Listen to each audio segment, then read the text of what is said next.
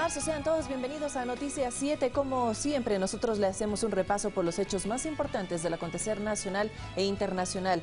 También estaremos interpretando nuestras noticias en lengua de señas con nuestro compañero Edison Velázquez, pero desde ya póngale energía y póngale todo el compromiso a las actividades que usted va a realizar durante estos días. Le contamos hasta ahora que a través de obras de mitigación el Estado ahorró 300 millones de dólares en pérdidas por el intenso invierno que enfrenta el país. Este fue uno de los anuncios que hizo el presidente Rafael Correa durante el enlace ciudadano. También cuestionó la campaña de desprestigio que la banca privada y sectores de oposición hacen en torno al sistema de dinero electrónico. Con eso iniciamos.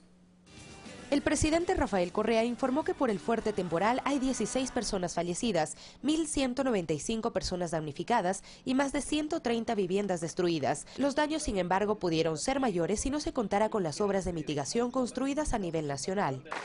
El mismo invierno del norte del Perú, y las consecuencias son totalmente distintas. Aquí tenemos afectadas menos de 10.000 hectáreas. Sin los multipropósitos de control de inundaciones, tendríamos afectadas cerca de 150.000 hectáreas y cerca de 300 millones de dólares en pérdida. Si esa producción se destruía, ahorita tendríamos inflación, compañero. Todos estaríamos pagando más por la canasta de consumo. Además, dio a conocer que se construirán 47 nuevas unidades educativas del Milenio en todo el país. Y actualmente se inaugura una escuela por día. La gente sabe la transformación cuando sus hijos van a Escuela del Milenio. El sueldo mínimo de los maestros de hoy es de 817 dólares, lo cual hay que defender de las propuestas de la oposición, señaló. En estos 2 años nunca ha habido tantas dificultades, tantos eventos negativos. Lo vamos a ver: desplome de exportaciones, terremoto, apreciación del dólar, litigios legales que nos costaron más de 1.000 millones de dólares. Nunca nos atrasamos en los sueldos, compañeros. Dijo además que en época de campaña la oposición utiliza las estrategias del miedo y la banca tergiversa la información sobre el dinero electrónico. Dice el programa de Creo de la derecha: eliminar el monopolio legal en la operación y manejo del dinero electrónico en Ecuador. O sea que no ha sido malo el dinero electrónico. El problema es que lo tenga el Banco Central. Ahí sí es malo. Si lo tiene la banca privada, ahí sí es bueno. En el ámbito salud se informó de los avances de la construcción del nuevo hospital IES Quito Sur, que contará con 400 camas. Se suma a el Centro de Especialidades La Mariscal, que la acabamos de entregar en el mes de diciembre, y al de Ponciano en el norte de Quito. Correa destacó la inversión de 16.000 millones de dólares en la transformación de la salud pública, contrario a lo que ofrece la derecha en campaña. Lo llaman eufemísticamente optimizar el sistema de salud. ¿Cómo? Fomentar con incentivos tributarios, es decir, exonerando de impuestos zonas francas, la inversión privada para solucionar el déficit de infraestructura hospitalaria. En buen romance, zona franca para que traigan su misma plata de paraísos fiscales sin pagar impuestos, pongan clínicas como negocio y ahí den las camas que sobran para los pobres. Sofía Montoya, Ecuador TV. La red de maestros suspendió el diálogo que estaba previsto para el domingo con los candidatos a la presidencia de Ecuador. Según explicaron, la cancelación se dio por la no aceptación de Guillermo Lasso a los requisitos establecidos para participar en el evento y además por los ataques verbales que habría tenido en contra de esta agremiación. A través de un comunicado, la red de maestros informó de la suspensión del diálogo presidencial previsto para este domingo 26 de marzo. El motivo, según la red, es que Guillermo Lasso, quien habría aceptado en primera instancia, luego no quiso cumplir los requisitos establecidos para participar y en su defecto tuvo expresiones ofensivas a la red que agrupa a más de 90.000 educadores y educadoras. Según la red de maestros, se esperaba que este sea un diálogo en temas estrictamente sociales, propuestos desde la sociedad civil. Educación, empleo, salud y seguridad social. Creemos pues que en educación queremos tener certezas.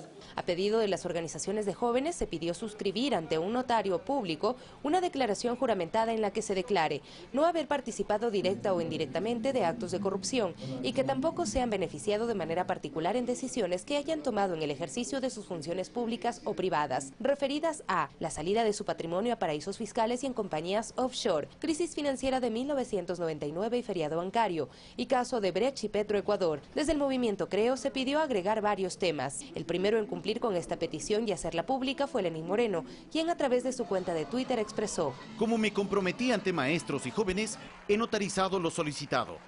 Adjunto carta y documentos.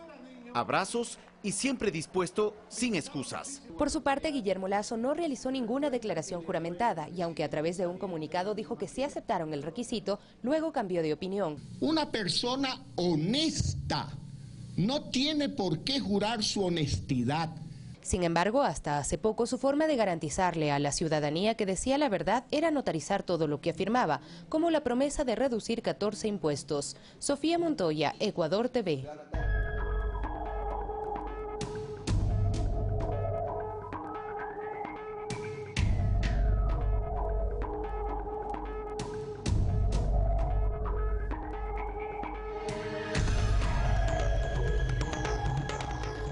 La asambleísta Soledad Buendía presentó una denuncia en la Superintendencia de Bancos para que se investigue al aspirante a la presidencia Guillermo Lasso por el posible delito de peculado bancario. Según una investigación del diario argentino Página 12, Lasso se habría vendido a sí mismo el banco Banisi en Panamá.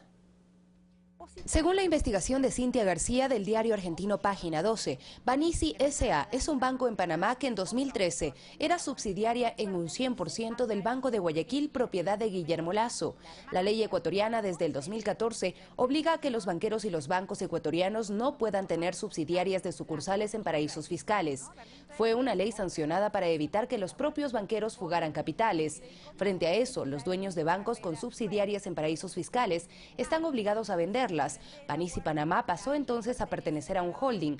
El 100% de las acciones de Banisi S.A. fue transferido a Banisi Holding S.A. Y primero pasa una intermediaria que es Banisi Holding.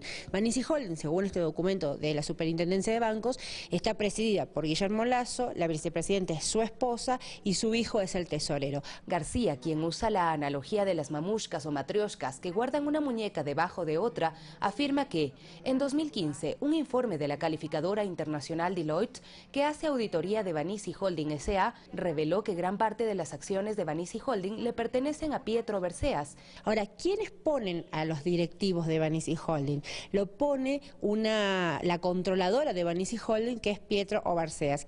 ¿Quién es Pietro Oberseas? Bueno, nosotros creemos que es el propio Lasso. Tuvo una prueba indiciaria de que Guillermo Lasso se autovendió el banco Banisi.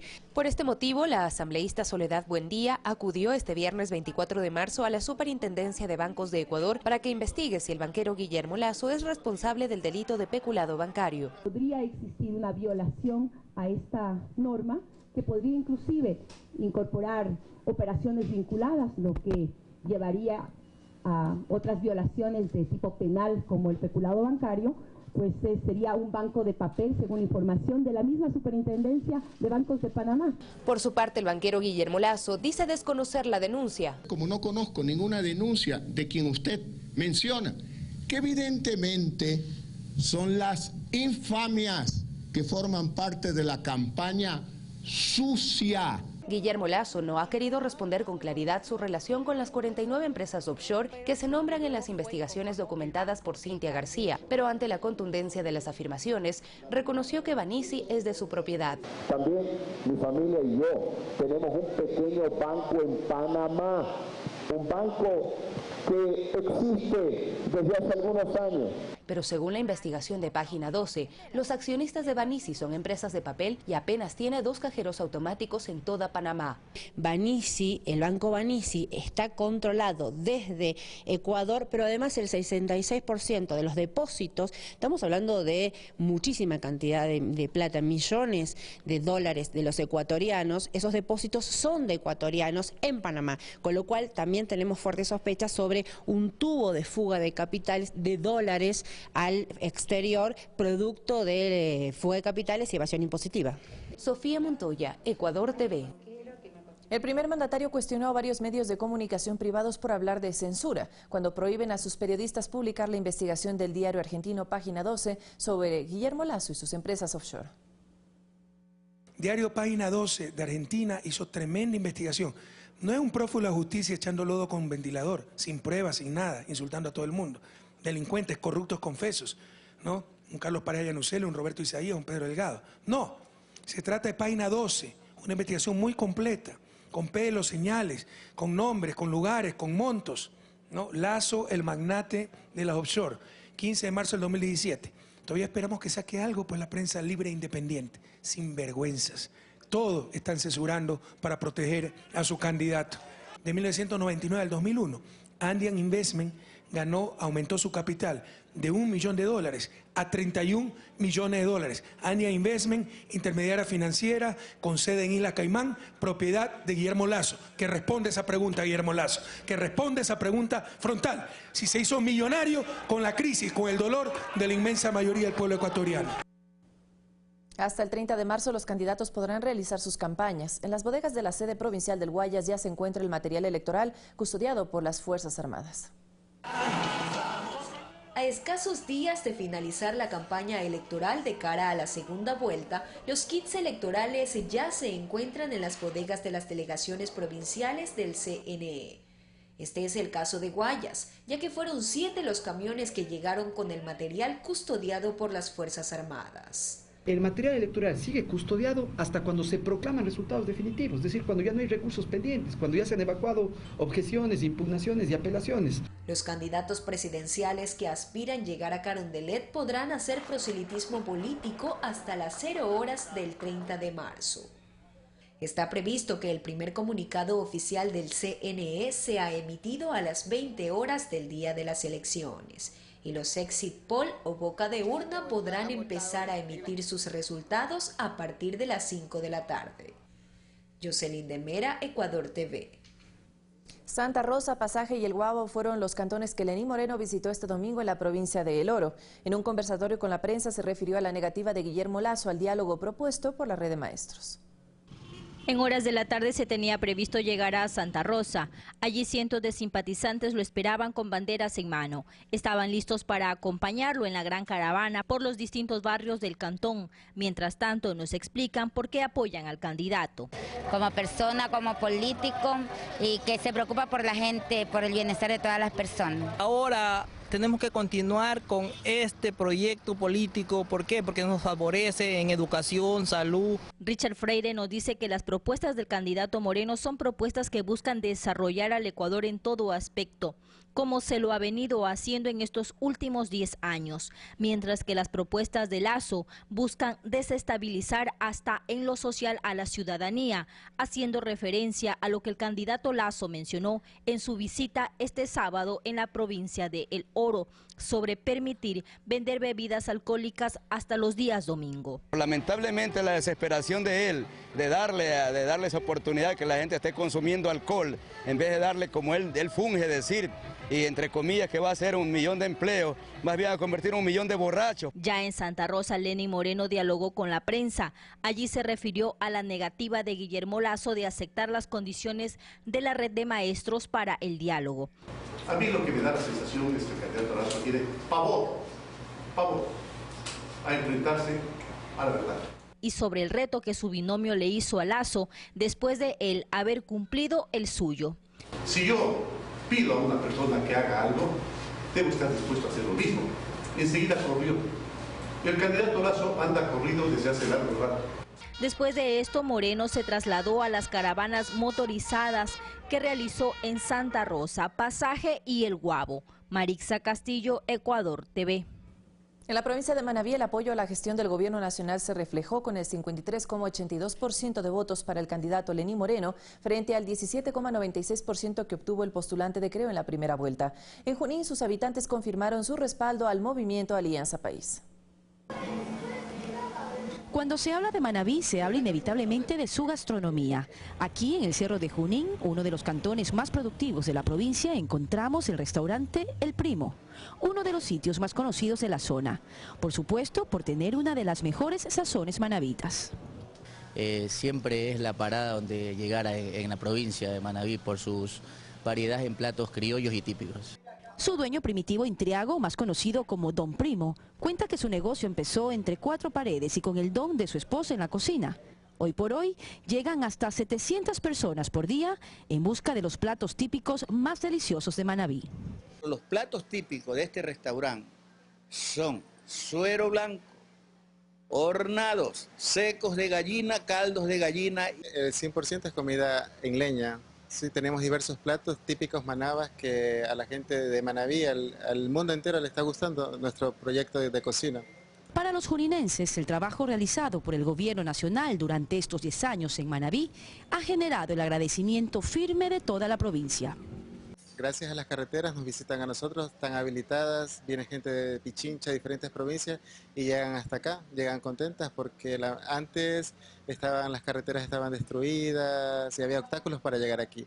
Entonces con las carreteras habilitadas hemos subido las ventas, nos ha ido súper bien. El compromiso de la palabra para los manavitas es lo que más importa a la hora de decidir el voto. Antes eran puros paros que habían, todas esas cosas, y eso se terminó ya.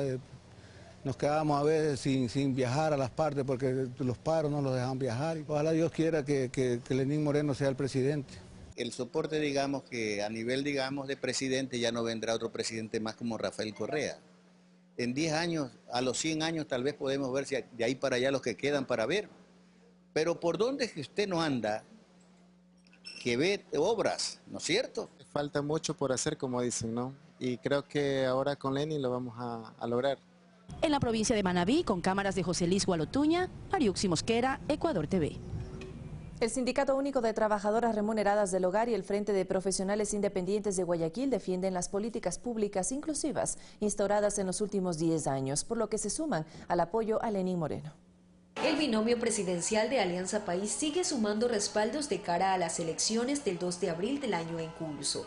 Líderes de diferentes gremios y partidos políticos, agrupados como el colectivo Social Democracia Ecuador, respaldaron la candidatura de Lenín Moreno, destacando sus propuestas sociales. Como es la gratuidad en la educación, en la salud, porque tiene un plan de vivienda habitacional barata que le da dignidad al ser humano. En cambio, la otra propuesta es una propuesta que abandona al ser humano, es una propuesta privatizadora de la educación, es una propuesta privatizadora de la salud. Los jóvenes también se sienten incluidos en los planteamientos del presidenciable de país. Creemos en Lenín porque Lenín cree en los jóvenes y es el único político que se ha fijado y es consciente de que somos capaces, con toda la energía que tenemos, de transformar nuestro país. Que Lenín Moreno está proponiendo, además de las 40 universidades técnicas, para que todos tengamos el derecho de estudiar no solo carreras liberales,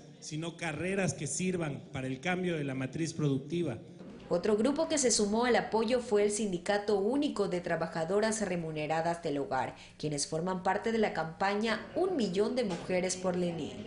Las propuestas que tiene el señor Lasso jamás tocan a las trabajadoras remuneradas del hogar. Nosotros no podemos estar esperando que otra gente, ese tipo de persona o ese tipo de políticos, nos venga a tocar la puerta porque no les convendría a ellos. El Frente de Profesionales Independientes de Guayaquil, congregado en las instalaciones de la Facultad de Comunicación Social de la Universidad Estatal de Guayaquil, también apoya al binomio Moreno-Glass, destacando políticas públicas implementadas por el actual gobierno en materia de educación. Jocelyn de Mera, Ecuador TV. Este lunes en el Teatro Nacional de la Casa de la Cultura Ecuatoriana se realizará la presentación de la Cámara de Economía Popular y Solidaria de Pichincha, que agrupa a más de 150 asociaciones. Lucía Calderón, su presidenta, aseguró que representa a cerca del 40% de las actividades económicas en el país y que ha podido surgir en los últimos años gracias a las leyes que los amparan y la prioridad dentro del catálogo de compras públicas, por lo cual también anunciarán su respaldo al binomio Moreno-Glass. De responsabilidad, no es un tema ni de simpatía ni nada que ver, es un tema de responsabilidad, porque las asociaciones de economía popular y solidaria, las cooperativas y todos los organismos y entidades de economía popular y solidaria existen porque la política del gobierno nos ha permitido existir, simplemente eso. En ese sentido, la Cámara de Economía Popular y Solidaria de Pichincha apoya totalmente la candidatura de Lenín Moreno y Glass, porque es la garantía del 100% de que esto va a continuar. Y como parte de la iniciativa Las Manuelas, Rocío González de Moreno, esposa del candidato a la presidencia de la República por Alianza País, visitó Daule en la provincia del Guayas. Tenemos los detalles para ustedes. Las brigadas Manuelas estamos en todo el país y todas las mujeres solidarias del Ecuador somos Manuelas. Con esta invitación y con la calidez de las mujeres y hombres oriundos de Daule, Rocío de Moreno se abría paso por las calles del barrio La Yolita. Entre abrazos y muestras de cariño, la esposa del presidenciable Lenín Moreno visitó junto a las Manuelas a personas que sufren de alguna discapacidad. Ella llegó a la casa de Jacqueline, quien hace ya varios años usa muletas para poder movilizarse. ya que por falta de recursos no había podido acceder a una silla de ruedas, realidad que cambió con esta visita. Me siento bien contenta porque me ha traído la silla de ruedas. Ella siempre andaba con muleta y se cansaba, y ahorita no, pero ahorita ya empujándose ella misma o mi mamá, que más la carga. Las entregas que nosotros estamos haciendo en todo el Ecuador son autogestión de personas generosas, de personas que tienen un corazón muy grande y que nos ayudan a que entreguemos sillas de ruedas, sillas posturales, colchones antiscaras. Para sorpresa de doña Miriam, la lideresa de las Manuelas llegó también a su hogar para conocer a su hijo, quien luego de un accidente perdió la capacidad de movilizarse por sus propios medios. Muy agradecida por todo lo que ella va a hacer con él y nos va a ayudar, sí, muy agradecida. Las Manuelas seguirán recorriendo las calles del país con la finalidad de continuar con la misión solidaria Manuela Espejo y el programa Joaquín Gallegos Lara, instaurados por Lenín Moreno en su segundo periodo como vicepresidente de la República en 2009. Ellos confían en este nuevo gobierno que va a seguir con toda la obra que ya se ha hecho, pero que va a poner mucho énfasis en la parte social, en la parte humana, en llegar con nuevos programas para las personas que son menos favorecidas. Jocelyn de Mera, Ecuador TV. Integrantes del Movimiento Centro Democrático, liderado por Jimmy Jairala, resaltaron la importancia de la ley de comunicación vigente en nuestro país desde 2013, destacando aspectos como la democratización del espectro radioeléctrico, la inclusión y la protección a menores de edad. Esto durante una mesa de diálogo para recabar propuestas y mejorar la normativa. Sin embargo, por esas mismas fechas... Jacqueline Solís recibió silla de ruedas, Edison también, pues fueron beneficiarios de esta brigada, las Manuelas que estuvieron, como ya lo dijimos, en la costa ecuatoriana. Pero vamos a revisar también aquí en nuestro territorio nacional cómo están afectando las lluvias en gran parte del territorio. Justamente aquí en Quito provocaron hasta el momento más de 460 llamados de auxilio. El temporal obligó a que se declare la emergencia en el distrito metropolitano y tenemos detalles para ustedes. Tras la declaratoria de emergencia, este sábado se instaló el COE zonal en el sector de Atucucho, en la parte alta del noroccidente de Quito, donde los deslizamientos y colapsos producto de la lluvia han sido frecuentes. Nosotros hemos determinado acá que hay muchas viviendas que están asentadas en un verdadero peligro, ¿no? Es decir, sobresaturación de suelos, están en pendientes, no están construidas bajo los niveles de ingeniería mínima. Según Juan Zapata, secretario de Seguridad, lo que se hará inicialmente es recorrer el territorio, pues Quito tiene más de 100 zonas proclives a inundaciones y deslizamientos. Punto a punto ir generando las regularizaciones y las implementaciones que tengan que hacerse, sean reforzamientos, sea el tema de alcantarillado, sea el tema de obra pública o sea el tema de relocalización. Algunos barrios como Atucucho, El Placer, San Roque, Santa Bárbara y en el Valle de los Chillos todo lo que tiene que ver a la antigua vía Conocoto, taludes saturados de agua. Cristian Rivera, director del COE Metropolitano, hace hincapié en la prevención, pues según el INAMI las lluvias continuarán durante el mes de abril. No bote basura a la calle, no saque las fundas de basura si no sabe el horario de recolección de basura. Esto está taponando todas las alcantarillas. Denuncia a aquellos vecinos que botan escombros en las quebradas. No escampe bajo árboles, torres o rótulos de metal, porque esto atrae a los rayos. Entre las personas afectadas están Sandra Guaychico, cuya casa fue destruida por el colapso de un muro. Todas sus pertenencias, incluida su máquina de coser como medio de trabajo, se perdieron. Una posibilidad, ¿no?, de que me puedan ayudar en eso, si es que hay cómo, sí les agradecería. También lo que necesito son las cosas, porque, o sea...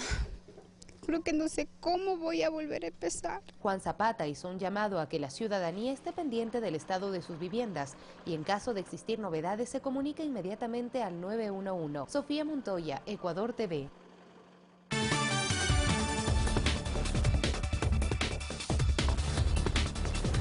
A las 6 de la mañana con 55 minutos revisamos las noticias del mundo. Le contamos que 14 personas fueron baleadas y una asesinada en un tiroteo registrado en un club nocturno en Cincinnati, Ohio, en el norte de Estados Unidos. La policía informó que los atacantes abrieron fuego dentro del lugar.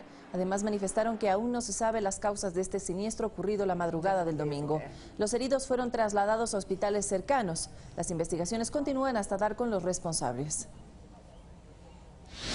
Y también este fin de semana se registró un tiroteo en el Boulevard del Strip en Las Vegas. Una persona falleció y otra se encuentra en el hospital en óptimas condiciones, según un portavoz de la Casa de Salud. Mientras la policía informó que un hombre armado se encerró en un autobús, por lo que fue detenido como sospechoso de este ataque que provocó un cierre parcial del lugar. Las autoridades investigan el hecho y si hay más personas involucradas. En otro punto del planeta, en varias ciudades de Chile, miles de personas salieron a las calles para protestar contra los fondos de pensiones estatales. Banderas, letreros y gritos fueron parte de estas marchas en contra de los administradores de los fondos de pensiones, un sistema de ahorro individual forzado impuesto por la dictadura militar chilena en los años 70. Además, dijeron que aunque las personas están contribuyendo a las denominadas AFP, en algunos casos durante décadas los pagos están por debajo del salario mínimo. En Rusia se registraron extensas manifestaciones en las ciudades más importantes de ese país. Por ejemplo, en la plaza de Pushkin de Moscú, miles de personas se congregaron este domingo para denunciar la supuesta corrupción de varias autoridades del gobierno de Vladimir Putin. Una de ellas, el primer ministro Dmitry Medvedev, quien habría adquirido una colección de mansiones, yates y viñedos. Las protestas fueron convocadas por el activista de la oposición Alexei Navalny y su fundación anticorrupción. Enfrentamientos con la policía se evidenciaron donde algunas personas fueron detenidas, entre ellas quien impulsó esta marcha. Este evento parece ser uno de los mayores desde las masivas manifestaciones de los años 2011 y 2012, tras una elección parlamentaria fraudulenta. Y este sábado 25 de marzo, más de 100 países se unieron a la denominada Hora del Planeta. Entre las 20:30 y 21:30 local de cada nación se apagaron las luces. Una iniciativa global organizada por el Fondo Mundial para la Vida Silvestre, por sus siglas en inglés WWF, diseñada para informar a las personas sobre el cambio climático y crear conciencia de la utilización responsable de los recursos limitados. Es momento de hacer nuestra primera pausa, pero al regresar estará con nosotros Carlos Rabascal construyendo pensamiento crítico. Hoy es lunes, póngale ganas a todas sus actividades. Nosotros volvemos más con Noticias 7.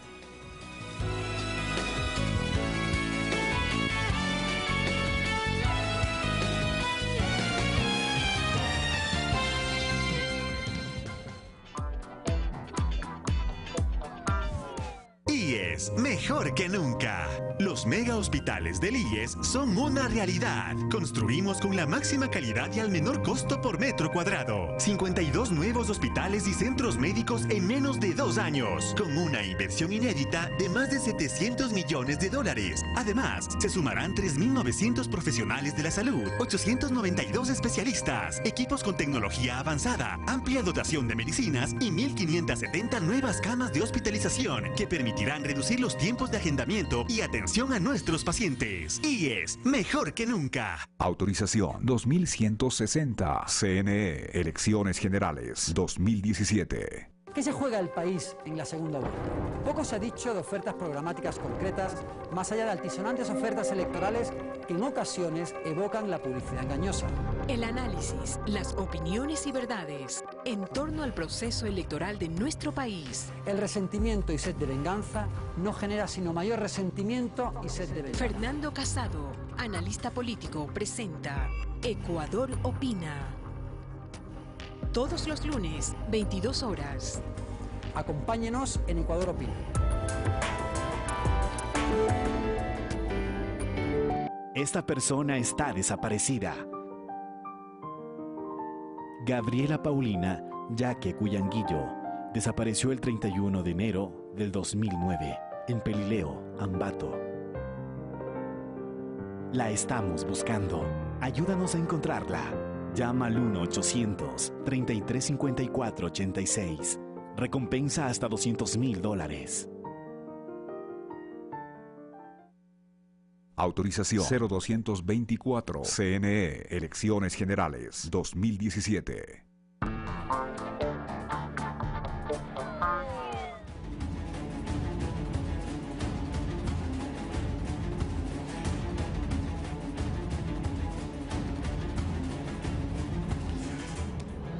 Día lunes 27 de marzo, amigos televidentes, bienvenidos a Pensamiento Crítico. Soy Carlos Rabascal. El día de hoy tendremos a Diego García, el doctor Diego García, Procurador General del Estado, con quien conversaremos sobre los avances en las investigaciones del caso Odebrecht y sobre los resultados de su viaje a Washington.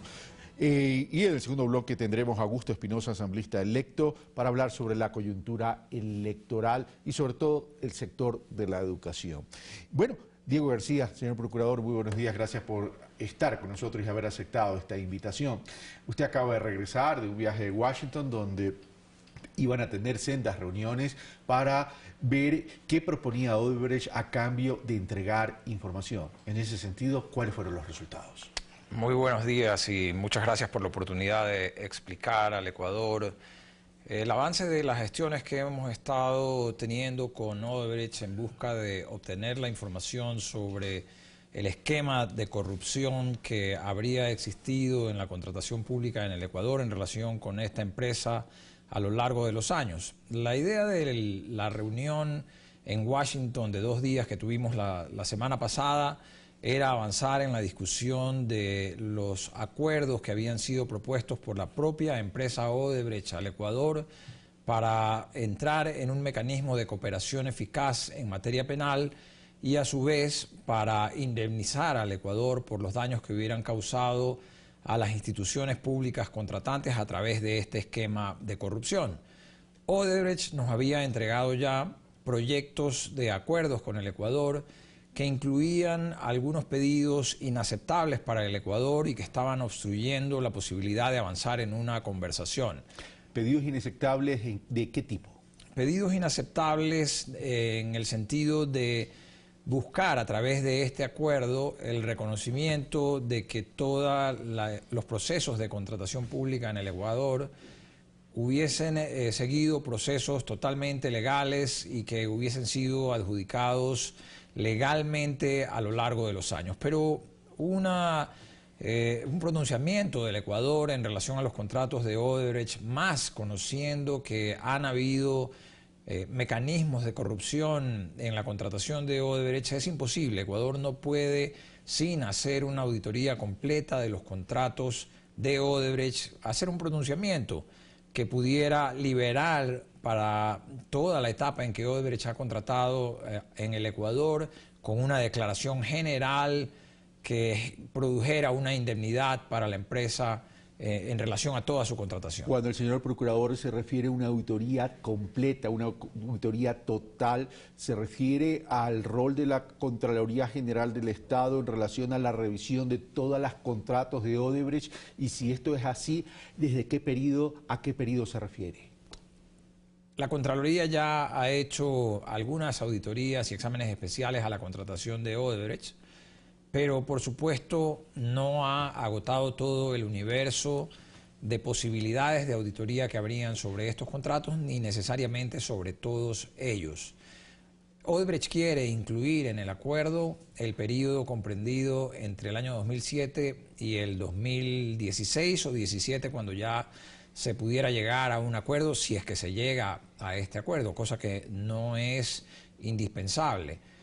Y esto nos lleva a otro de los problemas, y es que nosotros le hemos dicho a Odebrecht que si es que no se hace mención expresa respecto de la contratación pública previa a esa época, obviamente no existiría una liberación ni un acuerdo respecto de esa época. Solo lo que esté expresamente en el acuerdo estaría comprendido en él. ¿Y por qué centrarse solo en ese periodo de tiempo 2017, 2016 o 2017, cuando aquí lo que se está investigando son mecanismos de corrupción y estos pudiesen haber estado presentes también antes de aquel periodo?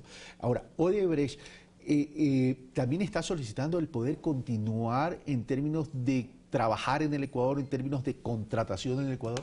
Otro de los problemas que teníamos era que Odebrecht quería que el Estado le garantice que iba a poder seguir contratando en el Ecuador en el futuro, y no solamente que le garantice contratar, sino que esos contratos fueran la fuente de repago de la obligación que contrajeran en el acuerdo indemnizatorio. Es decir, Ecuador tenía que generar contratos a Odebrecht para que Odebrecht le pague la indemnización, lo cual también es totalmente inaceptable. Salir de un mecanismo de corrupción para entrar a otro mecanismo de corrupción, porque lo que está diciendo es: no me importa si hay licitación, pero me tienes que adjudicar para establecer la fuente de repago de la indemnización. No necesariamente que no hubiese necesidad de una un proceso licitatorio o adjudicaciones, pero básicamente que le aseguraran que iba a poder contratar. Y esa, además de las circunstancias especiales en que Odebrecht es una empresa que ha aceptado haber participado en esquemas de corrupción en el Ecuador, pero en cualquier caso, de cualquier empresa, el Ecuador no podría contraer una obligación como esa. Por ejemplo, si el municipio de Quito lo declarara contratista incumplido en el contrato del metro más adelante por cualquier inconveniente, nosotros no podríamos asegurarle a Odebrecht que nuestro compromiso de dejarle contratar va a estar sobre las inhabilidades que se generen por una declaración de contratista incumplido si se diere. Ese es un escenario que puede darse en cualquier caso de contratación y un Estado no puede renunciar a la posibilidad de generar las sanciones que correspondan a la contratación pública en el futuro. De manera que dar este tipo de garantías de que van a contratar en el futuro y peor aún considerar que eso deba ser la fuente de repago de sus obligaciones era totalmente inaceptable y yo creo que en este momento ellos tienen claro que el Ecuador no va a aceptar eso. ¿Qué tipo de información está ofreciendo o entregar Odebrecht? Porque hasta ahora lo que hemos hablado es de un acuerdo entre Odebrecht y el Estado ecuatoriano y supongo que este mismo procedimiento Odebrecht lo ha seguido con otros países, pero no hemos hablado del tipo de información, es decir, porque el país también lo que quiere es nombres. Sí, y lo que estamos pidiendo para poder avanzar en la conversación es conocer cuál es el esquema de corrupción que utilizó Odebrecht en el Ecuador, en relación con qué periodo de tiempo, con qué contratos e instituciones y, por tanto, con qué personas o autoridades, servidores públicos ecuatorianos de cualquier rango que hubieran intervenido en este esquema de corrupción. ¿Cuánto dinero se entregó y cuánto dinero generó de utilidades? ¿Por qué mecanismos se transfirió el dinero, en efectivo, a través de cuentas, si han participado empresas offshore? En general, todo el esquema de corrupción. Nosotros entendemos que cuando Odebrecht va ante el Departamento de Justicia de los Estados Unidos a informar sobre este esquema de corrupción, tiene que haber hecho una presentación en la que explique el esquema de corrupción, porque tenemos que saber que en el proceso de delación que hubo en los Estados Unidos y en Brasil, no es que se ha entregado una lista de personas o de contratos.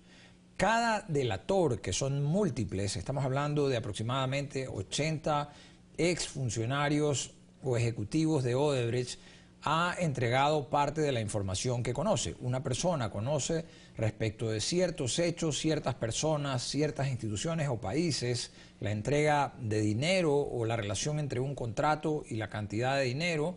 Otro conoce otra parte. Todas estas 80 personas en conjunto entregan información por separado y esa información luego hay que unirla para generar una lista o por lo menos entender el esquema de corrupción, porque no está claro si en todos los contratos hubo corrupción, no está claro tampoco si se entregaron porcentajes o valores absolutos, si se entregaba cuando era requerido o era una iniciativa de la compañía. Es decir, hay que entrar en detalles sobre el esquema de corrupción que hasta el momento Odebrecht no nos ha entregado. Por esa razón, entonces, no se puede llegar a un acuerdo en el sentido de declarar que todos los contratos que suscribió Odebrecht en el Ecuador han sido de carácter legal, o sea, tendrían un sustento legal, porque el sistema y el mecanismo de corrupción también habría que determinar si estaba o tenía incidencia en la adjudicación de esos contratos, lo cual podría variar completamente la figura. Por supuesto, hay que analizar este esquema de corrupción y eso es lo único que nos permitiría tener claro cuántos contratos estuvieron relacionados con la corrupción, en qué casos y con qué personas, qué cantidades. Ellos revelaron haber entregado 33,5 millones en coimas y haber generado 116 millones en utilidad. Esa es toda la información que tenemos hasta el momento.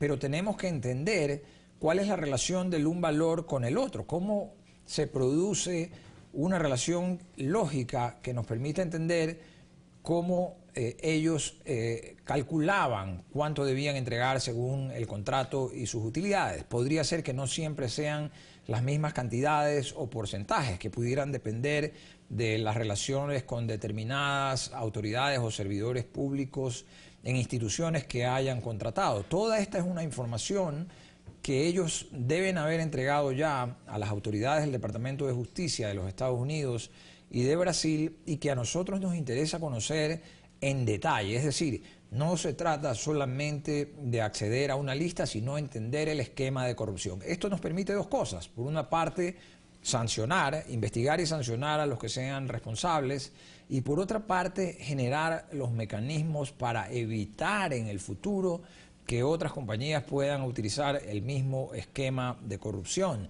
Si solo supiéramos de una lista o de un número de personas determinados o cantidades y no entendiéramos el esquema de corrupción, entonces no estaríamos en capacidad de generar hacia el futuro políticas públicas o normas que nos permitan combatir ese tipo de acciones en la contratación pública en el Ecuador. Ahora, aquí hay dos temas que habría que analizar en términos de procesos legales. Uno, para aquellos que recibieron y que tuvieran responsabilidad de carácter legal, penal, por el tema de haber recibido coimas, sobornos, etcétera, etcétera, pero también Odebrecht tendría una responsabilidad penal porque estaría entregando. Es tan corrupto el que recibe como el que entrega en ese sentido. El acuerdo sería eximir a Odebrecht de toda responsabilidad y en el momento más allá que establezcamos los mecanismos, identifiquemos los nombres, solo iniciar acciones a aquellos que estarían en la lista. El sistema legal ecuatoriano, a través del Código Orgánico Integral Penal, permite el uso de la figura de la cooperación eficaz. Y en la cooperación eficaz, lo que se puede hacer es reducir las penas. Es decir, el fiscal general en su momento, o el fiscal a cargo del caso, si no hubiese fuero, tiene que ir ante el juez y acusar a las personas, incluyendo a las que hayan cooperado, que podrían ser las de la empresa Odebrecht. Las personas que hayan cooperado pueden acceder a reducción en las penas hasta el 20 o 10% según la connotación del delito y la importancia de la delación. Lo importante de la delación es que permita acceder o a las personas más importantes en una organización criminal o a las que generan una mayor connotación pública o afecten a la institucionalidad del Ecuador en este caso. Es decir, si hubiesen funcionarios de alta jerarquía o quienes hubiesen estado sirviendo en mayor medida a la red de corrupción que se haya generado en la contratación de Odebrecht, entonces los objetivos principales son encontrar a las personas que se encuentren enquistadas en la institucionalidad del Ecuador a fin de acabar con ese esquema de corrupción en el Ecuador, porque de lo contrario no estaríamos garantizando la posibilidad de evitar que en el futuro estas mismas personas o personas que conozcan cómo funciona el sistema lo utilicen para generar nuevos esquemas de corrupción en el futuro con esta o con otras compañías. Y durante su visita a Washington o en el pasado, usted, señor procurador, ha tenido reuniones con el Departamento de Justicia y si ha sido así, ¿qué tipo de información le han entregado? No he tenido yo reuniones con el Departamento de Justicia de los Estados Unidos. Esto lo hace el fiscal general por ser un área de su competencia. Él tuvo una reunión hacia finales de enero de este año y se generaron mecanismos de cooperación, pero el Departamento de Justicia de los Estados Unidos no va a revelar información por el momento porque ellos están judicializando a la compañía. En este caso, a diferencia de lo que podría pasar en el Ecuador, son procesos independientes. Ellos van a llegar a una sentencia contra la compañía en el mes de abril, es decir, en los próximos 20 días, y luego de eso decidirán si continúan investigando a terceras personas dentro o fuera de los Estados Unidos. Y aquí hay un tema importante, y es que la ley que persigue la corrupción en los Estados Unidos en este tipo de esquemas en la contratación pública es una ley que puede llegar a tener una extraterritorialidad en la medida en que se hubiesen planificado los hechos en territorio de los Estados Unidos. Y esto es importante saberlo porque algunas personas creen que la intención de la visita del fiscal general y el procurador a los Estados Unidos era generar algún tipo de acuerdo para obtener una lista parcial o corta. Si nosotros hubiéramos ido para eso, hubiéramos caído dentro de la jurisdicción de los Estados Unidos y podríamos ser perseguidos, inclusive si es que los hechos se ocurrieran dentro del territorio del Ecuador, es decir, fuera de los Estados Unidos. De manera que el hecho de haber ido a discutir con Odebrecht en territorio americano es un hecho que más bien revela una absoluta transparencia, porque si estuviésemos escondiendo algo, estaríamos un poco locos en ir a meternos a la jurisdicción de los Estados Unidos precisamente a discutir eso. Ahora, ¿esto qué significaría? ¿Esto sería algo parecido al caso FIFA, señor procurador? Tiene alguna relación con el esquema utilizado procesalmente para el caso FIFA. Probablemente en el caso FIFA estamos hablando de un esquema que implica corrupción y lavado de activos.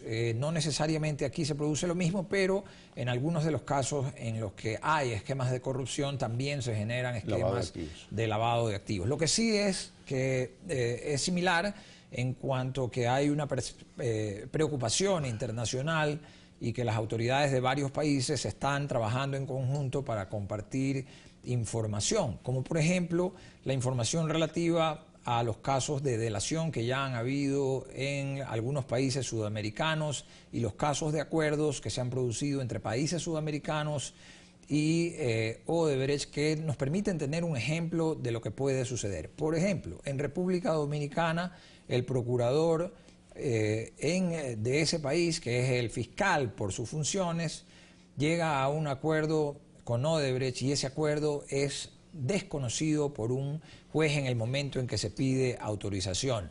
En Perú, el fiscal llega a un acuerdo y el procurador lo desconoce. Es decir, han habido algunos acuerdos y algunos se preguntarán por qué en el caso del Ecuador no se ha podido llegar a ese acuerdo, precisamente porque conocemos de la experiencia de los otros países que se apresuraron en llegar a acuerdos y que no se preocuparon en algunos casos de fijarse que no estuviesen violando disposiciones legales para llegar a ellos. Y en el caso del Ecuador, ¿qué institucionalidad tendría que avalar los acuerdos que se llegue eventualmente con Odebrecht? El acuerdo de cooperación eficaz es responsabilidad y competencia del fiscal para someterlo a conocimiento del juez ya en el momento del juicio. El acuerdo indemnizatorio dependerá de cuáles sean las instituciones que hayan contratado en los casos en que hubiera habido mecanismos de corrupción. Porque de acuerdo con la propia ley de la Procuraduría General del Estado, al procurador lo que le corresponde es autorizar a las instituciones del sector público el llegar a acuerdos transaccionales, como este caso un acuerdo indemnizatorio. Lo que sucede es que es muy difícil poner a, no sé, 10, 12 instituciones del Estado de diferentes funciones, podrían haber municipales del gobierno central o empresas públicas, y ponerlas a discutir respecto de un acuerdo en el que probablemente la discusión va a ser mucho más difícil en la medida en que hayan varios interlocutores. Entonces lo que hemos estado tratando de hacer es avanzar y depurar la discusión de manera que solamente queden los temas centrales que puedan luego ser decididos. Ahora, ya para terminar, señor procurador, el mundo es de percepciones y más aún en medio de una campaña política el riesgo es la politización de estos temas de corrupción y de justicia, pero es una realidad que ha existido un mecanismo de corrupción de Odebrecht porque ya se lo conoce, incluso a nivel internacional. Y un poco dentro de la percepción ciudadana es ¿por qué en otros países, incluyendo Perú, ya se han iniciado acciones legales, incluso hasta en contra de un expresidente de la República del Perú, y en Colombia también, y en otros países también, y aquí no? Han habido casos de delación interna, es decir, aparte de Odebrecht, han habido personas vinculadas a los hechos dentro del país que han utilizado el mecanismo de delación y de cooperación eficaz. Eso no ha sucedido hasta el momento en el Ecuador, pero la investigación en el Ecuador de los hechos tiene que continuar independientemente de que se llegue a un acuerdo o no. La investigación se maneja por separado a cargo de la Fiscalía General del Estado y hay que dejar que esta investigación avance por su cuenta y que avance independientemente de los acuerdos. La conversación a efectos de llegar a un acuerdo no suspende la investigación de la Fiscalía General del Estado y la Fiscalía, entiendo, está avanzando a través de los mecanismos de cooperación internacional, de asistencia penal internacional y, por supuesto, de información que pueda ser detectada dentro del propio Ecuador en relación con los casos que se pudieran haber dado aquí. En el caso del municipio de Quito y específicamente en el caso del señor MT, así como se lo está asignando, ¿es un caso que se sospecha que pudiese tener alguna relación con el caso Odebrecht o está completamente descartado? No tengo conocimiento, es una pregunta que probablemente pueda responderla el fiscal, siempre que no viole el sigilo que obliga, la reserva que obliga una indagación previa. Yo lo desconozco totalmente porque no soy parte de los procesos penales hasta el momento en la etapa de indagación. Si estos llegaran a judicializarse, en ese momento entonces por estar el interés público de por medio va a participar la Procuraduría General del Estado. Señor Procurador, muy buenos días. Gracias por estar con nosotros. Gracias también. Nosotros hacemos una pequeña pausa y regresamos de inmediato ya con la presencia de Augusto Espinosa, asambleísta electo por Alianza País, con quien vamos a hablar sobre la coyuntura política y electoral de cara a las elecciones del 2 de abril del 2017, este domingo, por cierto, y también sobre el tema de la política en la educación pública ecuatoriana. Venimos de inmediato.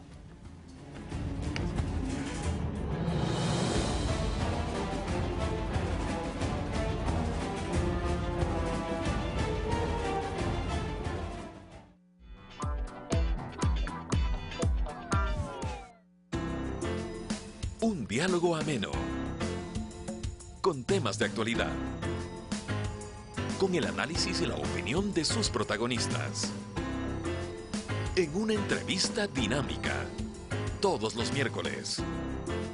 Palabra suelta, desde las 22 horas.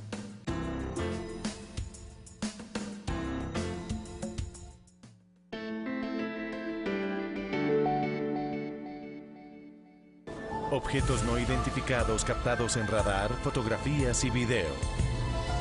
¿Viste el platillo volador al lado del avión? Algunos vistos por pilotos. Se aleja rápido. Y por personal militar. Viene hacia acá.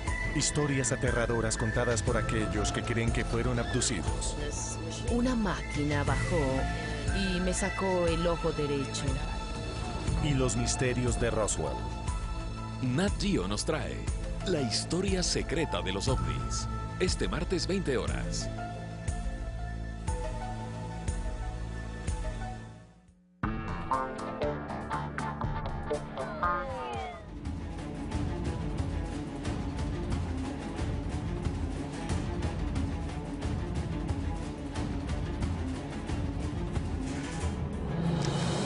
Bueno, ya tenemos la presencia, como lo habíamos mencionado, de Augusto Espinosa, ex ministro de Educación, asambleísta electo, con una muy buena votación, por cierto, por Alianza País, para hablar sobre la coyuntura electoral. Augusto, muy buenos días, gracias por estar con nosotros. Y uno de los temas que quiero conversar contigo básicamente es el tema de la educación pública.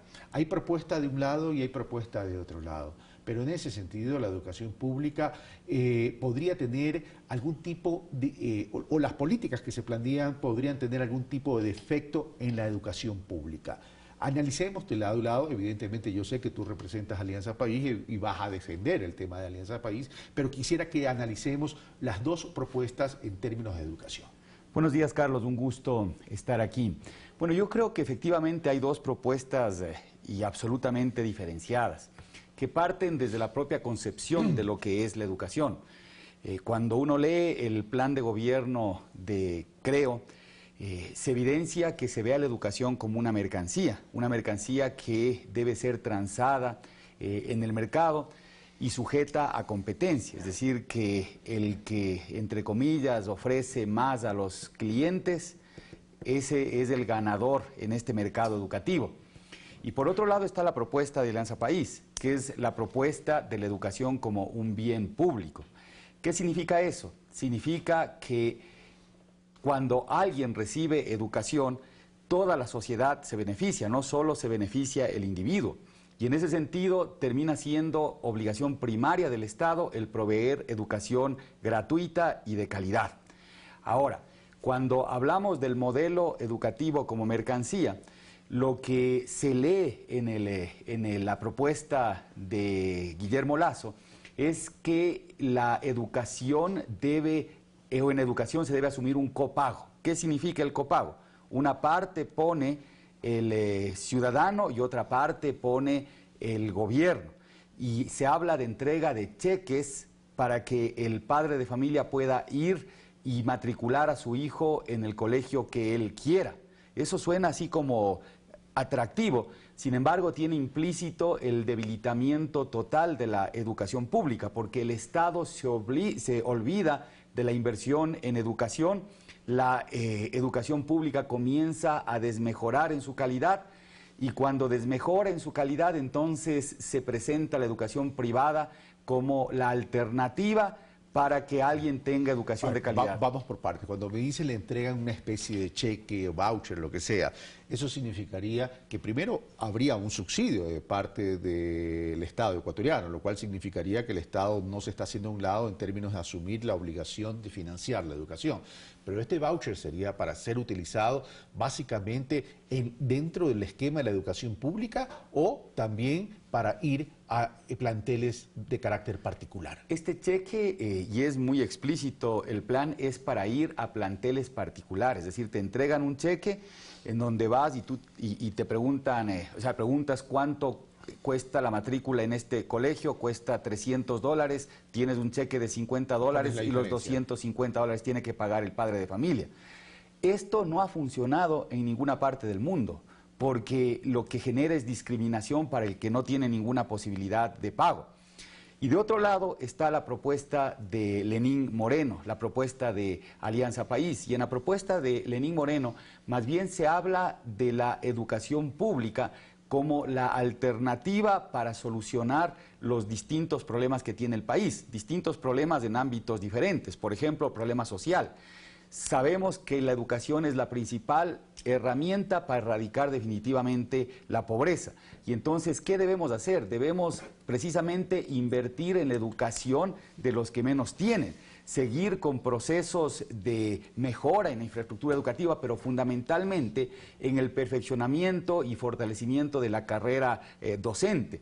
Y cuando hablamos desde esta perspectiva, ya no se habla de competencia en educación, sino se habla de cooperación, de que las instituciones más fuertes apoyen a las más débiles de tal manera que se logre elevar la calidad en general. Y nosotros pensamos que tiene que suceder en el Ecuador lo mismo que ha sucedido en países como Finlandia, Corea del Sur. La educación de calidad pública es mucho mejor que la educación privada. Pero vamos por parte para hacer un análisis de dónde partimos. Primero, es decir, sí, ha habido una intensidad en la política del sector de la educación pública en estos últimos 10 años, eso no hay como desconocerlo, hay una infraestructura importante, hemos entrado en procesamientos de capacitación de maestros, etcétera, etcétera.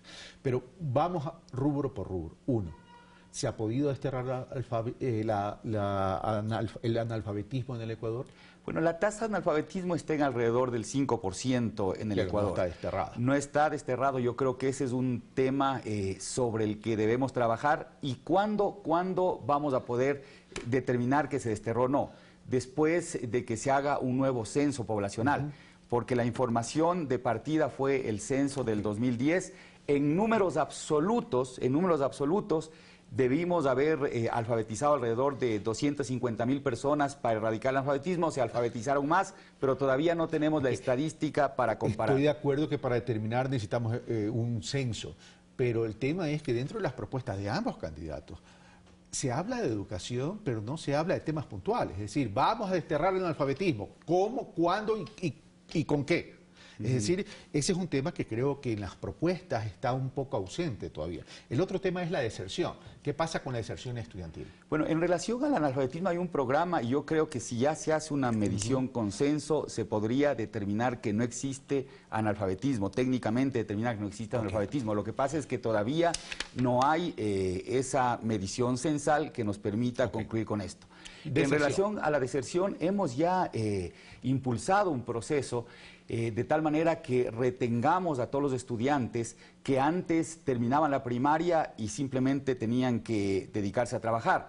Las tasas de deserción en el Ecuador estaban en alrededor del 8%, y este momento, yo creo que el año 2017 ya terminarán en el 3%. ¿Por qué? Porque en todos los planteles educativos que tenían hasta un determinado grado, se está aumentando el grado siguiente, de tal forma que el padre de familia no tenga que decidir entre que su hijo se vaya de su ciudad a estudiar en otro lugar o quedarse a trabajar. Ya puede mantenerse en el mismo domicilio y seguir con el nivel siguiente. Y aquí es importante el tema del ordenamiento de la oferta educativa, que implica justo el tener instituciones educativas completas en los sectores rurales. A nadie se le puede ocurrir la barbaridad de cerrar instituciones del sector rural para que no haya servicio educativo, sino más bien lo que se ha estado buscando es fortalecer la educación comunitaria, la educación rural. Sería una barbaridad. Sería una barbaridad. Los centros educativos rurales, pero ya que entras en ese tema, la educación urbana y la educación rural no pueden ser las mismas. Va a haber una educación sin perjuicio de que haya evidentemente una educación general en términos de conocimiento, una educación especializada de acuerdo a las realidades geográficas de las zonas, de los territorios. Una cosa es lo urbano, otra cosa es lo rural, y la educación no solo sirve para filosofar, debe servir también para emprender, para desarrollar actividades, para investigar, para innovar. ¿Cómo va a estar diferenciada la educación? En términos generales se establecen competencias, capacidades, destrezas que son comunes tanto para el joven que vive en el sector rural o el niño que vive en el sector rural como en el urbano. Sin embargo, sí hay diferencias que provienen de la procedencia, de la nacionalidad del niño o del joven. Por ejemplo, la educación intercultural bilingüe tiene particularidades y se le está fortaleciendo. Ahí lo que buscamos es que se aprenda en la lengua materna, se use la lengua, el español como lengua de relación intercultural y el inglés como lengua de relación con el extranjero. Entonces, efectivamente hay esas particularidades, pero el tema de la innovación, del emprendimiento, implica generar competencias comunes. Y otra de las cosas que sí es importante, Carlos, entender que cuando un joven se gradúa como bachiller debe tener múltiples oportunidades para una futura inserción laboral. Y dentro de esas múltiples oportunidades está la formación técnica, tecnológica, que corresponde o que es congruente con la realidad productiva de su propio territorio. Y entonces la propuesta de Lenin es clarísima en ese sentido. No volver al pasado en donde teníamos aulas con 200, 250 estudiantes en la universidad como consecuencia de libre ingreso y a los 2 o 3 meses terminaban desertando, sino amplificar las oportunidades. Y por eso es fundamental la creación de estas 40 nuevas universidades de formación técnica y tecnológica que son consecuencia o producto de la planificación de un análisis previo. En el 2012, recuerdo ya haber tenido, cuando estuve en Cenecit, una reunión con el presidente de la República, el secretario de Educación Superior, Ciencia y Tecnología, en donde proponíamos justamente esas 40 instituciones de formación técnica y tecnológica.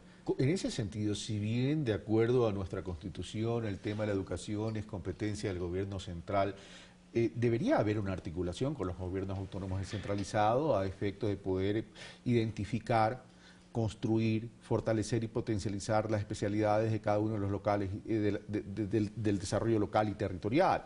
No solo en términos de ubicación geográfica dentro de las ciudades o dentro de los cantones, a efectos de poder descongestionar temas incluso de movilización, sino en temas de potencializar ese desarrollo. ¿Cómo se piensa articular con los gobiernos autónomos? Bueno, primero que la normativa vigente, la propia Constitución establece esa corresponsabilidad en educación. El desarrollo de infraestructura es posible. Lo que se ha limitado es que se siga produciendo lo que pasaba antes, en donde cada municipio ponía un aula de zinc que parecía más un galpón que un aula donde albergar estudiantes. Un aula digna. Un aula digna, y entonces lo que se limita ahora es esa dispersión, pero se puede trabajar conjuntamente para desarrollar nueva infraestructura. Y en el tema de lo productivo es fundamental, porque a veces se deja de lado el rol que juegan las prefecturas, los consejos provinciales. Los consejos provinciales tienen la competencia de fomentar el aparato productivo de cada territorio. Y por ejemplo, para lograr competitividad, la formación del talento humano en áreas técnicas y tecnológicas es básica. Entonces, ahí hay un espacio de trabajo justo con estas 40 nuevas universidades. Significa que la construcción de política pública debe ser integral, y para ello debe haber una gran participación de los distintos actores en las institucionalidades democráticas del país. La educación debe estar articulada al desarrollo, es decir, no se puede entender a la educación como un elemento aislado. Es la principal herramienta para el desarrollo, y en ese sentido tiene que haber articulación en todos los niveles de gobierno. Precisamente eso es lo que vamos a impulsar también desde la Asamblea. Okay. Malla curricular. ¿Se plantea alguna variación de la malla curricular, independientemente de lo que Augusto Espinosa me responda, pedido como ciudadano? Cívica, ética y lógica. Ahí, Carlos, yo creo que ya hay que avanzar hacia los conceptos pedagógicos del siglo XXI. Normalmente lo que se entendía es transversal a todos los siglos. No, estoy completamente de acuerdo. Ciudadano. Completamente de acuerdo, Carlos. A lo que yo voy es que no se trata de contenidos. El currículum no es contenidista, sino que debe buscar cumplir determinados objetivos. Eso es lo que se hace hoy en pedagogía. Y para eso se usan distintas herramientas. Una de las herramientas es el texto, es la materia. Pero lo fundamental es que nos concentremos en cuál es el perfil del estudiante que pretendemos en el Ecuador. Y entonces en la definición, por ejemplo, debe ser un perfil ético, la honestidad, el manejo de valores, y más que en teoría manejar valores, porque a mí me pueden decir es que hay que respetar a la bandera, ¿no? Y simplemente en teoría sé que tengo que hacer eso, pero no lo hago. Yo creo que la educación tiene que ser mucho más vivencial, y esos principios y valores, cuando se los vive, se convierten en virtudes. Eso busca la educación del siglo XXI, y para eso se utilizan herramientas diversas. Entonces, hacia allá debemos apuntar, hacia una adecuada definición del perfil del ciudadano que nosotros anhelamos en el Ecuador. Augusto Espinosa, muchas gracias por estar con nosotros. Un gusto, Carlos. En el país se habla mucho de desarrollo. Se habla mucho de hacer crecer la economía y lograr un desarrollo. No necesariamente todo crecimiento logra un desarrollo, porque la clave para poderse desarrollar está en la distribución de los recursos, para poder construir una sociedad equitativa, una sociedad con oportunidades. Pero en esta campaña se ha hablado del desarrollo a profundidad, lo hemos analizado, de dónde tiene que venir el desarrollo. Mientras no partamos de la base social, difícilmente alcanzaremos el desarrollo. No podemos seguir pensando en un desarrollo cuya fuente es piramidal, desde la élite hacia abajo. Es la base social la que va a impulsar el desarrollo. Mientras tengamos un pueblo bien educado, mientras tengamos un pueblo sano, mientras tengamos un pueblo con oportunidades, ese mismo pueblo irá generando una movilidad social, además de una inclusión económica y financiera con oportunidades. Y esa misma base social es la que dinamizará la economía, porque tendrá no solo recursos, sino que tendrá capacidad transaccional, consumirá, y entonces la economía será más fuerte. No basta con pensar que el desarrollo del Ecuador vendrá tan solo por el favorecimiento a las grandes empresas. Hay que comenzar a hablar en serio en el país. Esto fue Pensamiento Crítico, soy Carlos Rabascal, un fuerte abrazo.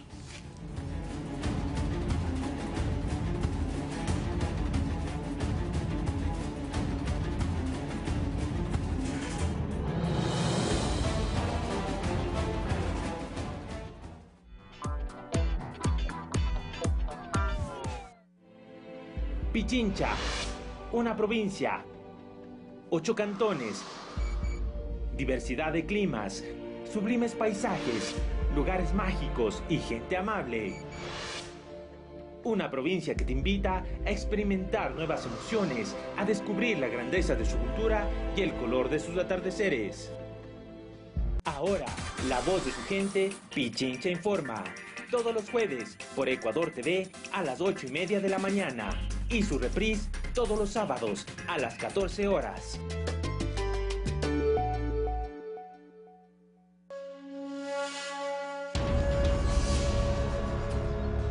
Dos hombres con dos visiones totalmente opuestas sobre la supervivencia se aventuran en uno de los paisajes más áridos del planeta. Usaré cada recurso que tenga para aislar este refugio para nosotros. Es un lugar muy peligroso. Si caes aquí, mueres. El instructor de técnicas de supervivencia, Cody Landin, y el veterano de operaciones especiales, Joe Tetay. Dos hombres con diferentes tácticas de supervivencia muestran cómo mantener el calor. Sobrevivientes extremos, lunes 20 horas.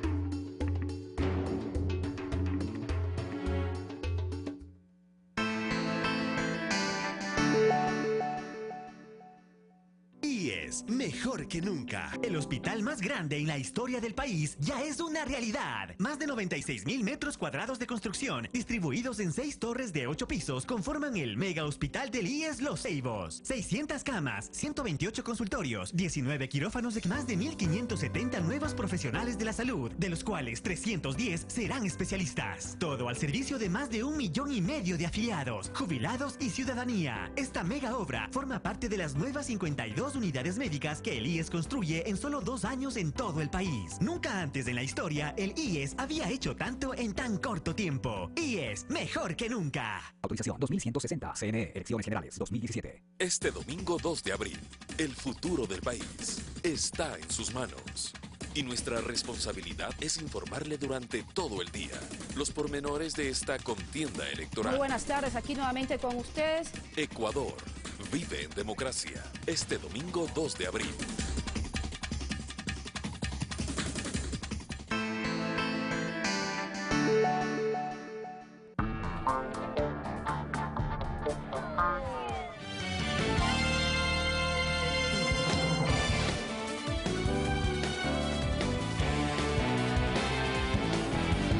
Gracias por seguir en nuestra sintonía. Esto es Noticias 7. Me acompaña desde Guayaquil nuestro compañero Abraham Verduga.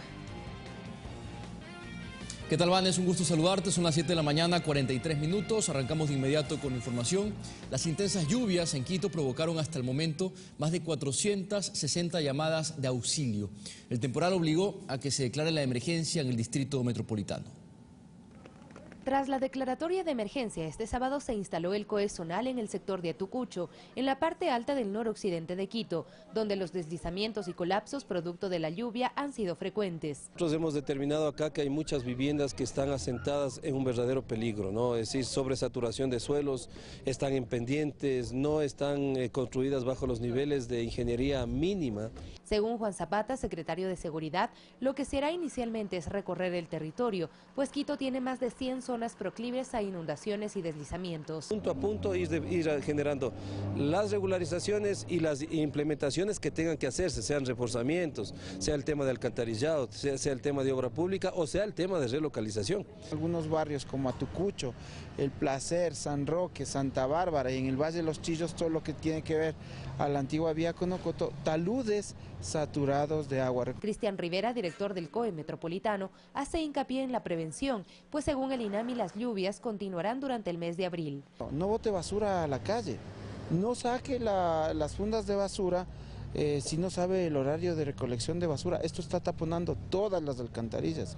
Denuncia a aquellos vecinos que botan escombros en las quebradas. No escampe bajo árboles, torres o rótulos de metal, porque esto atraen a los rayos. Entre las personas afectadas están Sandra Guaychico, cuya casa fue destruida por el colapso de un muro. Todas sus pertenencias, incluida su máquina de coser como medio de trabajo, se perdieron. Una posibilidad, ¿no?, de que me puedan ayudar en eso, si es que hay cómo, sí les agradecería. También lo que necesito son las cosas, porque, o sea, Creo que no sé cómo voy a volver a empezar. Juan Zapata hizo un llamado a que la ciudadanía esté pendiente del estado de sus viviendas y en caso de existir novedades se comunica inmediatamente al 911. Sofía Montoya, Ecuador TV. En el Cantón Rumiñahui, provincia de Pichincha, fue inaugurado el Centro de Transferencia Tecnológica en Manufactura Textil, cuyo objetivo es colaborar para que los artesanos y artesanas de la zona puedan ser más eficientes en sus emprendimientos. Patricia Hernández es una de las beneficiarias del nuevo Centro de Transferencia Tecnológica en Manufactura Textil, que gracias a un convenio de cooperación entre el Gobierno de Pichincha, Misión Pichincha y la Federación de Maestros Artesanos de Rumiñahui, se inauguró este sábado. Somos amas de casa y todo eso, entonces queremos aportar más como quien dice, para nuestros hijos y todo eso. Es de mucha ayuda esto. Destaca la importancia de tener a su alcance capacitación y máquinas adecuadas. Para que no tengan que salir a otros lados a comprar. Este proyecto se ideó con el propósito de beneficiar a los cantones Quito, Rumiñahui y Mejía, pues el textil es uno de los sectores más productivos del país, empleando a más de 50.000 personas. El Centro de Capacitación Textil del Cantón Rumiñahui en la Casa Artesanal consta de un equipo completo de maquinaria industrial para que las emprendedoras, que las personas que vengan a capacitarse pues conozcan, si es que es del caso, o perfeccionen en otros casos la labor textil para que puedan ser futuras emprendedoras. Y más importante aún cuando en el Cantón Rumiñahui prácticamente en cada familia hay un artesano. Realmente es algo importante porque todas las familias se van a beneficiar de este proyecto. Los módulos de capacitación serán diseñados de acuerdo a las necesidades de la ciudadanía, según se explicó. Sofía Montoya, Ecuador TV. Otros temas: el Pleno de la Junta Electoral del Guayas sesionó en la delegación del CNE para la asignación de los escaños de asambleístas electos en esa provincia, donde Alianza País logró 10 curules de 20. Pasadas las 11 de la mañana del sábado fueron asignados los escaños para los 20 asambleístas electos por Guayas. Durante la sesión, Fabiola Arévalo, presidenta de la Junta Electoral, destacó la gestión transparente con la que la entidad ha ejecutado el proceso. Lo que se ha respetado, pues acá ustedes, como ven, es la voluntad popular, la voluntad del pueblo. En Guayas, Alianza País alcanzó el 50% de los puestos, con 10 asambleístas, distribuidos en las 4 circunscripciones. Mientras que el Partido Social Cristiano Madera de Guerrero logró el 35% con 7 curules y la Alianza Creo Suma el 15% con 3. Todo el pueblo del Guayas se ha pronunciado y una vez más se ratifica que Alianza País es la primera fuerza política, no solamente de la provincia del Guayas, sino también del país. Impulsando leyes que vayan hacia la justicia social, hacia reducir las brechas de desigualdad en nuestra sociedad, a permitirnos tener un Ecuador de mayor progreso y de oportunidades para todos los ecuatorianos. La nueva Asamblea Nacional se instalará el 14 de mayo. La misma que estará conformada por 74 asambleístas del país, 34 de la Alianza Creo Suma, 15 del Partido Social Cristiano Madera de Guerrero y 14 de otros movimientos.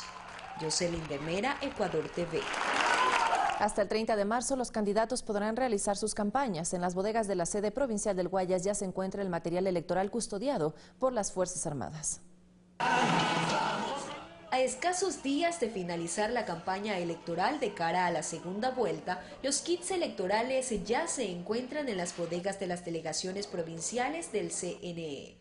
Este es el caso de Guayas, ya que fueron 7 los camiones que llegaron con el material custodiado por las Fuerzas Armadas. El material electoral sigue custodiado hasta cuando se proclaman resultados definitivos, es decir, cuando ya no hay recursos pendientes, cuando ya se han evacuado objeciones, impugnaciones y apelaciones. Los candidatos presidenciales que aspiran llegar a Carondelet podrán hacer proselitismo político hasta las 0 horas del 30 de marzo.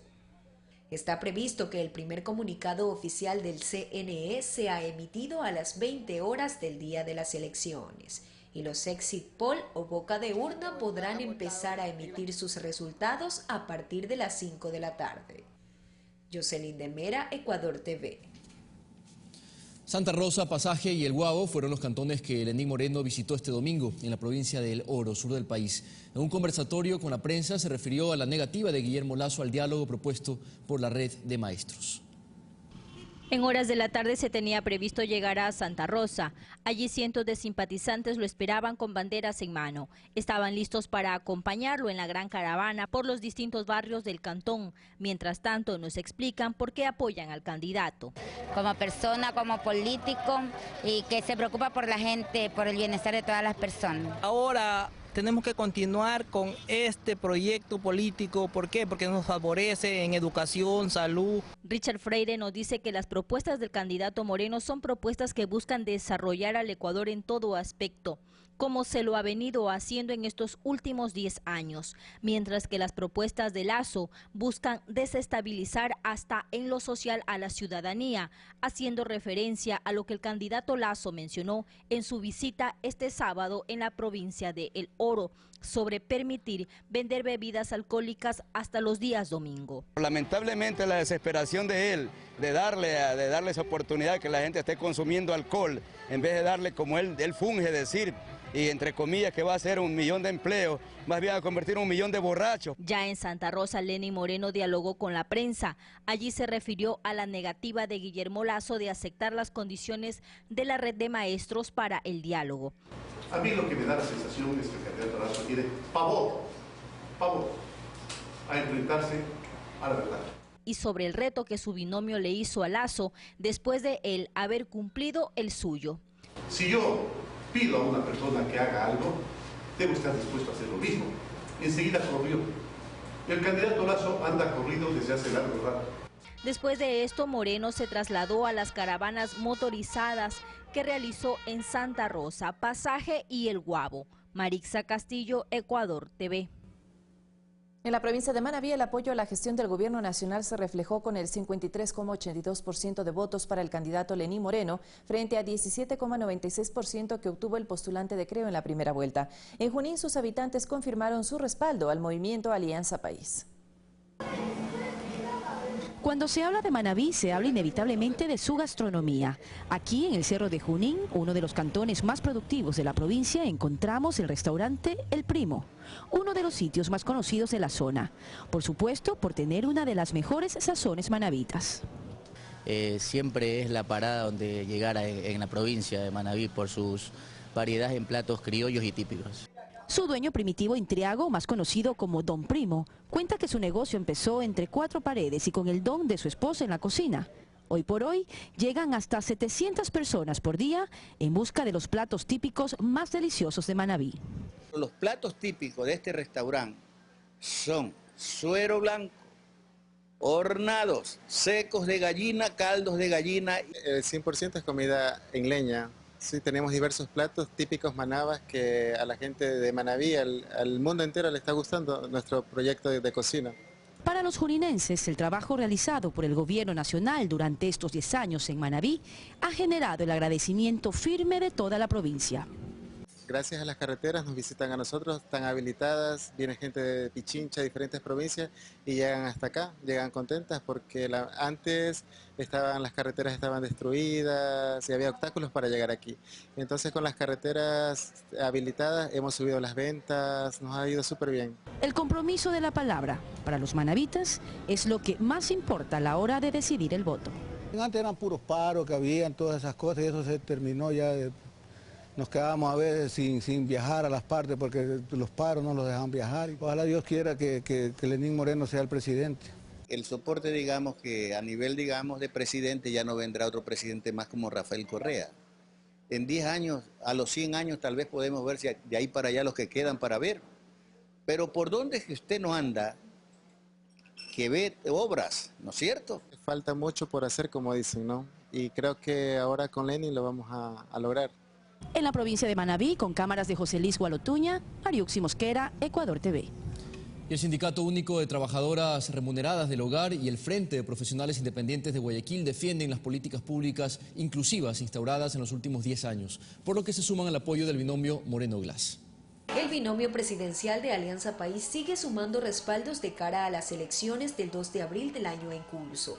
Líderes de diferentes gremios y partidos políticos, agrupados como el colectivo Social Democracia Ecuador, respaldaron la candidatura de Lenín Moreno, destacando sus propuestas sociales. Como es la gratuidad en la educación, en la salud, porque tiene un plan de vivienda habitacional barata que le da dignidad al ser humano. En cambio, la otra propuesta es una propuesta que abandona al ser humano, es una propuesta privatizadora de la educación, es una propuesta privatizadora de la salud.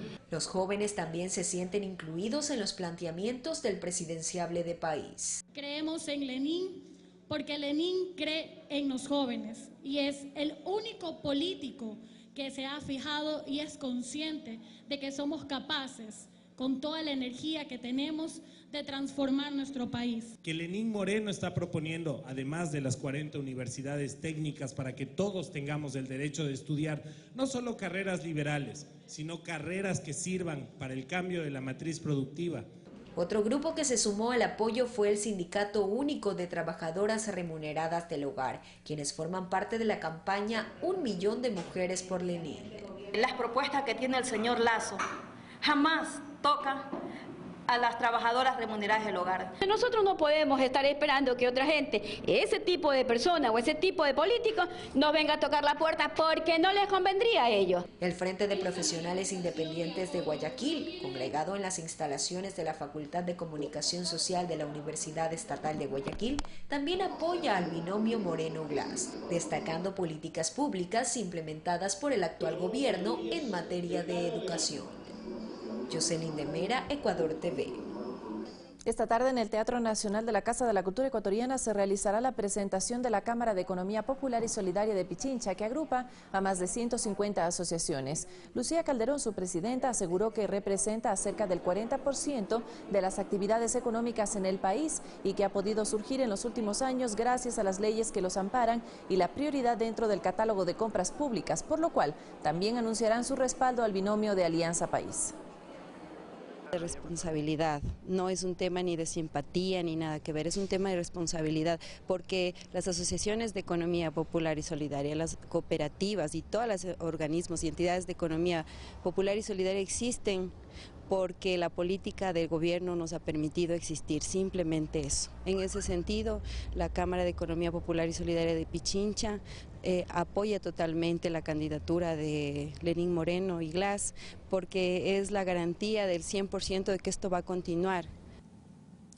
Como parte de la iniciativa Las Manuelas, Rocío González de Moreno, esposa del candidato a la presidencia de la República por Alianza País, visitó Daule, en la provincia del Guayas. Aquí los detalles. Las brigadas Manuelas estamos en todo el país y todas las mujeres solidarias del Ecuador somos Manuelas. Con esta invitación y con la calidez de las mujeres y hombres oriundos de Daule, Rocío de Moreno se abría paso por las calles del barrio La Yolita. Entre abrazos y muestras de cariño, la esposa del presidenciable Lenín Moreno visitó junto a las Manuelas a personas que sufren de alguna discapacidad. Ella llegó a la casa de Jacqueline, quien hace ya varios años usa muletas para poder movilizarse, ya que por falta de recursos no había podido acceder a una silla de ruedas, realidad que cambió con esta visita. Me siento bien contenta porque me ha traído la silla de ruedas. Ella siempre andaba con muletas y se cansaba, y ahorita no, pero ahorita ya empujándose ella misma o mi mamá que más la carga. Las entregas que nosotros estamos haciendo en todo el Ecuador son autogestión, de personas generosas, de personas que tienen un corazón muy grande y que nos ayudan a que entreguemos sillas de ruedas, sillas posturales, colchones antiscaras. Para sorpresa de doña Miriam, la lideresa de las Manuelas llegó también a su hogar para conocer a su hijo, quien luego de un accidente perdió la capacidad de movilizarse por sus propios medios. Muy agradecida por todo lo que ella va a hacer con él y nos va a ayudar, sí, muy agradecida. Las Manuelas seguirán recorriendo las calles del país con la finalidad de continuar con la misión solidaria Manuela Espejo y el programa Joaquín Gallegos Lara, instaurados por Lenín Moreno en su segundo periodo como vicepresidente de la República en 2009. Ellos confían en este nuevo gobierno que va a seguir con toda la obra que ya se ha hecho, pero que va a poner mucho énfasis en la parte social, en la parte humana, en llegar con nuevos programas para las personas que son menos favorecidas. Jocelyn de Mera, Ecuador TV. El aspirante a la presidencia de Ecuador, Guillermo Lasso, se rehúsa a juramentar ante un notario público sobre el origen de su fortuna y bienes, en respuesta a un desafío planteado por Jorge Glass.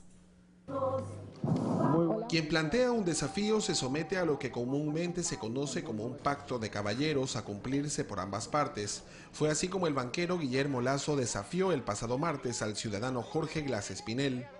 Yo reto al señor Glass que vaya donde un juez y bajo juramento ante el juez diga que él no tiene nada que ver con aquellos episodios denunciados por el Diario Expreso sobre la empresa Caminosca. Glass, quien el miércoles cumplía agenda en la provincia de Manabí, hizo un alto en sus actividades para aceptar el reto y se presentó a título personal ante el notario séptimo de Puerto Viejo, José Rodolfo Espinel. Para que lo escuche bien el señor Lasso, que no he recibido, y lo digo bajo juramento, bajo ningún concepto, valores o bienes de la empresa Caminosca, y además no tengo ninguna relación o vinculación con las prácticas ni comerciales ni de cualquier naturaleza emprendidas por esta empresa para contratar con el Estado, no teniendo nada que ver con estos hechos. Y fue así como Glass replanteó otro desafío a Guillermo Lasso. Que diga bajo juramento y que responda y le diga al pueblo ecuatoriano cómo compró el Banco de Guayaquil y cuántos bienes tiene fuera del Ecuador, si tiene directa o indirecta participación en las 49 empresas offshore que se han publicado en un medio de comunicación argentino, página 12, en paraísos fiscales, que explique bajo juramento si utilizó estas empresas offshore para evadir o eludir impuestos en el Ecuador. Lo desafío además al señor Lasso para que explique bajo juramento cómo durante los años de la peor debacle financiera, la peor crisis bancaria de toda la historia del Ecuador, explique bajo juramento cómo la empresa Andean Investment aumentó su patrimonio de 1 a 31 millones de dólares. Han pasado varios días desde que el reto a Lasso fue planteado, sin embargo el banquero y ex superministro de Economía de Yamil Maguad optó por evadir el desafío, demostrando incluso una visible incomodidad cuando se le consulta sobre su vinculación con 49 empresas offshore en 3 paraísos fiscales, información que fue fruto de una investigación del diario argentino Página 12. Yo no lo sé, vaya averigüe usted. Pero su nombre consta ahí. Su nombre consta ahí. ¿Acaso las 49 empresas que están en la investigación no constan? Usted dice que no existen. La farsa del correísmo, la campaña sucia del correísmo. Mi querido amigo, ya le contesté. Vamos, transparencia. Tienes que ser hombre. Atrévete a declarar bajo juramento todas las preguntas que te he hecho. Una vez que la red de maestros solicitó como requisito para el debate que ambos candidatos presidenciales presenten una declaración juramentada, Lasso ve otra oportunidad para evadir este ejercicio público de transparencia, justificándose con argumentaciones políticas. No existe en la ley ningún condicionamiento de que para que uno exprese su opinión tenga que ser declaraciones especiales, en lo absoluto. Vaya donde cualquier notario, donde el mismito si quiere, y bajo declaración juramentada conteste las 7 preguntas que le hice. Bajo juramento, como usted me desafió, lo vuelvo a desafiar un día más y el banquero Lasso no acepta el desafío. Recordemos que Guillermo Lasso sí acudió a una notaría, la 38ª de Guayaquil, el pasado 4 de enero para notarizar su plan económico que contempla una eliminación de 14 impuestos para beneficiar así intereses empresariales. Sin embargo, en esta ocasión se niega a juramentar sobre su fortuna y bienes. No es cuestión de que llegue una campaña para declarar lo que tengo, no, yo declaro todos los años. César Eduarte, Ecuador TV. Integrantes del movimiento Centro Democrático, liderado por Jimmy Jairala, resaltaron la importancia de la Ley Orgánica de Comunicación vigente en nuestro país desde el año 2013, destacando aspectos como la democratización del espectro radioeléctrico, la inclusión y la protección a menores de edad. Esto durante una mesa de diálogo para recabar propuestas y mejorar la normativa. Sin embargo, por esa...